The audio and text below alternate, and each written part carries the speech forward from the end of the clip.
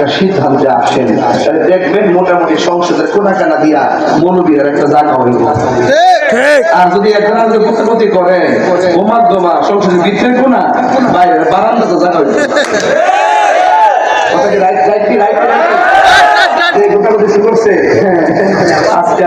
আজকে আমার সময় বলতেছি, একজনের বক্তব্য বলতেছে আল্লাহ বলে সিদ্ধান্ত করে ফেলছে আর ক্ষমতা দিবার লাগে।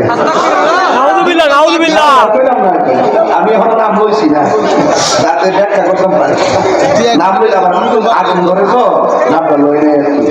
এরপরে বলতেছে আল্লাহ সিদ্ধান্ত করে ফেলাইছে আমার আমরা ক্ষমতা দিবার লাগে।